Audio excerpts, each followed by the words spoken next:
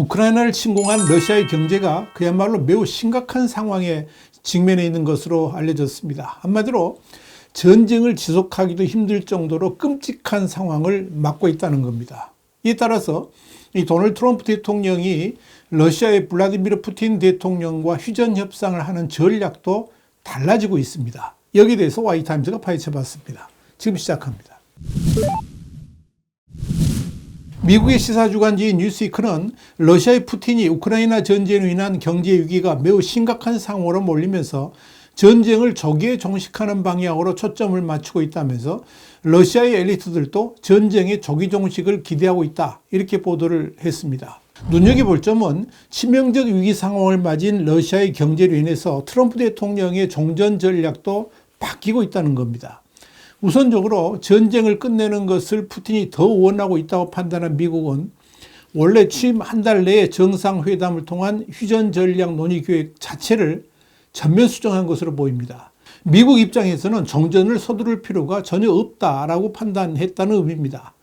트럼프 대통령은 선거 캠페인 기간 동안에는 대통령이 취임하게 되면 하루 만에 전쟁을 끝낼 수 있다고 했다가 당선된 후에는 6개월여 정도의 시간이 필요하다고 하면서 말을 바꿨습니다. 그러다가 정작 대통령 취임 직후에는 백악관 루스벨트 룸에서 기자회견 중에 푸틴 러시아 대통령이 우크라이나 전쟁 종식에 대한 협상을 거부할 경우에 러시아에 제재를 부과할 가능성이 있다, 이렇게 말했습니다. 또 트럼프 대통령은 오히려 우크라이나에 무기를 보내는 문제도 검토하고 있다, 이렇게 말했고요. 유럽연합이 우크라이나를 지원하기 위해 더 많은 노력을 기울여야 된다, 이런 견해도 덧붙였습니다. 이와 함께 트럼프 대통령은 이 러시아가 우크라이나 전쟁을 신속하게 종식시키지 않으면 새로운 관세를 부과하겠다면서 사실상 최후 통첩을 보냈습니다. 이 트럼프 대통령의 우크라이나 전쟁과 관련한 발언이 이렇게 미묘하게 바뀌고 있는 것은 지금 러시아의 경제 상황이 매우 다급하기 때문에 미국은 느긋하게 푸틴을 압박할 수 있다라고 판단한 것으로 보입니다. 이런 차원에서 트럼프 대통령은 지난 23일에도 세계 경제 포럼 연례 회의에 화상으로 참석해서 전쟁을 언제 끝낼 것인가 하는 문제는 나한테 묻지 말고 푸틴에게 직접 물어보라면서 우크라이나는 거래를 할 준비가 되어 있다라고 말했습니다. 이와 관련해서 로이터 통신은 푸틴 대통령이 대외적으로는 트럼프 대통령이 달라진 발언에 대해 놀라지 않는다는 반응을 보이고 있지만 내부적으로는 미국의 달라진 태도에 크게 당황하고 있는 것으로 보인다, 이렇게 보도를 했습니다. 이런 일련의 상황들을 보면 푸틴을 대하는 트럼프 대통령의 자세도 대선 전과는 많이 달라진 것으로 보입니다. 선거 캠페인 기간 동안에는 푸틴과의 브로맨스를 과시하면서 유럽 국가들을 근심시켰지만 취임 후에는 오히려 적극적으로 우크라이나 편을 들면서 푸틴의 애간장을 녹이고 있는 겁니다. 이는 트럼프 대통령이 다양한 정보를 직접 보고받으면서 우크라이나 종전 전략도 변하고 있고 이번 기회에 러시아 푸틴의 길을 꺾으려 하는 전략도 엿보인다라고 평가할 수가 있을 겁니다. 지금 러시아 경제는 어떤 상황에 처해 있을까요? 뉴스위크는 러시아가 우크라이나를 침공한 후에 러시아는 국제사회로부터 13,000개 이상의 제재를 받았다면서 국제평화연구소에 따르면 세계에서 가장 많은 제재를 받은 나라가 되었다, 이렇게 밝혔습니다. 실제로 러시아는 스위프트 글로벌 은행 시스템에서 쫓겨났고 서방 국가들은 러시아 일부 해외 보유 자산에 대한 접근을 차단했습니다. 유럽도 러시아의 석유와 가스 구매를 중단했습니다. 경제 역시 군사비 지출 증가로 타격을 입었습니다. 이와 관련해 전 모건 스탠리 투자은행가인 크레이그 케네디는 뉴스위크하고의 인터뷰를 통해서 우크라이나 전쟁이 시작된 이후 러시아의 군사비 지출은 4배로 증가했으며 지금까지 지출된 총 금액은 공식적으로 보고된 수치보다 훨씬 더 많을 수 있다라고 지적을 했습니다.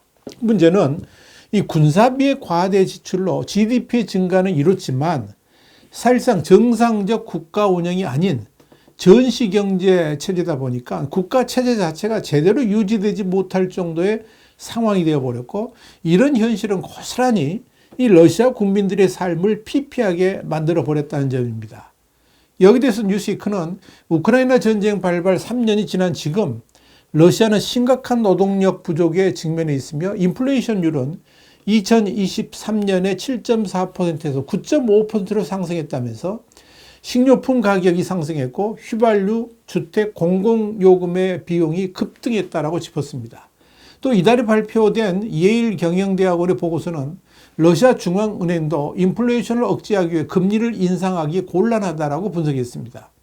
이와 관련해서 뉴스위크는 크렘린 소식통을 인용해서 푸틴 대통령은 전쟁이 러시아 경제에 부담을 주고 있으며 전쟁과 무관한 사업에 높은 이자율이 적용되면서 정말 큰 문제를 이야기했다는 사실을 인정했다면서 푸틴 대통령은 지난달 크렘린에서 열린 회의에서 고위 경제관리들을 질책하면서 경제 위기에 대한 좌절감을 표출하기도 했다. 이렇게 밝혔습니다. 뉴스위크는 이어서 최근 들어 푸틴은 부쩍 우크라이나의 영토 가운데 20%가량을 이미 점령한 것을 두고 사실상 전쟁 목표를 달성했다라고 강조했다. 이렇게 전했습니다. 그러나 그런 푸틴의 발언은 애시당초 전쟁을 시작할 때의 목표하고는 확연히 다릅니다. 가장 큰 목표 중 하나였던 러시아 국경에서의 나토 세력 동진을 막는다는 것은 전혀 달성하지 못했고 오히려 나토의 동진은 더욱 강화됐습니다. 또 우크라이나에 친러시아 정권을 세우려 한 목표 역시 이미 물 건너가 버렸습니다. 그렇다면 푸틴의 우크라이나 전쟁 목표는 이미 실패했지요.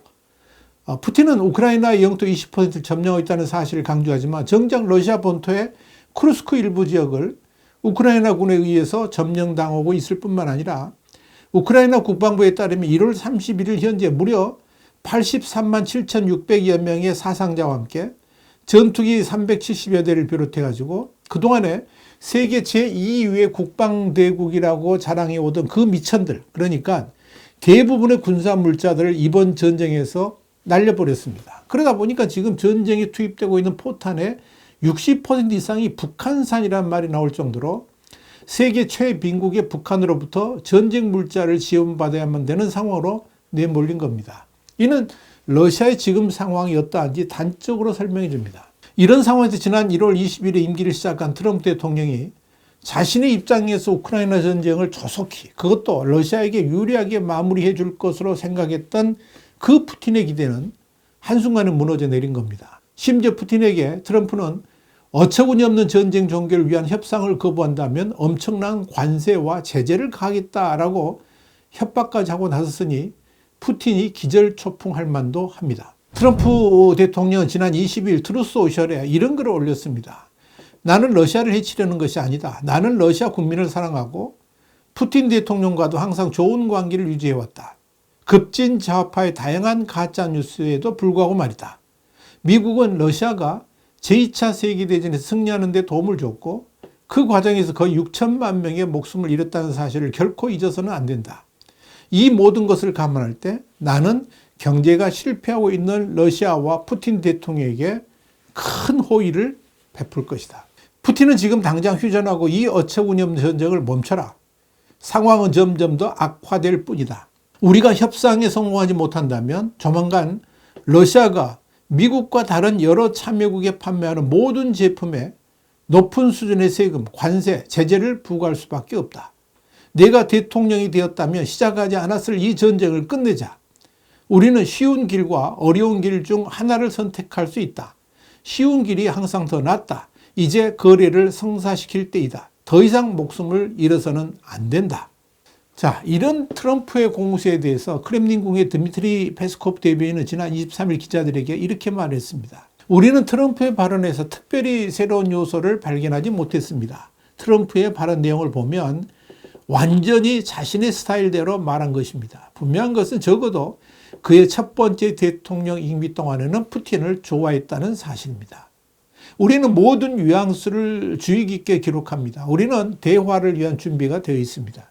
푸틴 대통령은 이에 대해 여러 번 언급했습니다. 평등한 대화, 상호 존중하는 대화를 위해 말입니다. 이 페스코프 대변인의 발언을 보면 트럼프 대통령의 코멘트에 대해서 러시아의 푸틴이 매우 당황하고 있는 것으로 보입니다. 그러면서 앞으로 어떻게 해야 될지 갈피도 못 찾고 있는 것으로 판단됩니다. 여기 대해서 나토의 마크 류테 사무총장은 스위스 다보스에서 CNBC하고의 인터뷰에서 트럼프 대통령이 러시아에 더 많은 제재를 가하겠다고 하는 것에 대해 매우 만족한다면서 러시아 경제가 매우 나쁘다는 것을 알고 있으며 제재가 도움이 될 것이다. 이렇게 말했습니다. 결국 이 최악의 상황에 몰려 있는 러시아 경제가 이 푸틴의 발목을 잡고 있고 더 이상 전쟁을 지속하기도 힘든 상황에서 트럼프 대통령이 내민 휴전 방안에 대해서 받아들일 수밖에 없는 상황으로 내몰리고 있다라고 볼 수 있는 겁니다. 관건은 푸틴의 체면을 최대한 살려주는 정상회담을 어떤 방식으로 열 것인가 하는 것일 겁니다. 우크라이나 전쟁이 종식과 관련된 트럼프 대통령 휴전 방안은 사실상 마크롱 대통령이나 나토의 지도자들이 제안한 것과 유사한 것으로 보입니다. 전쟁이 진행 중인 지금의 영토 점령을 그대로 인정하는 대신에 휴전을 하고 우크라이나의 평화를 보장하기 위해서 우크라이나의 유럽의 평화유지군이 주둔하는 방안입니다. 이는 푸틴에게는 최악의 방안이지만 그럼에도 푸틴은 이를 수용할 수밖에 없는 상황으로 내몰리고 있는 것입니다. 화이트함스 국제정세 분석의 주북이었습니다. 감사합니다.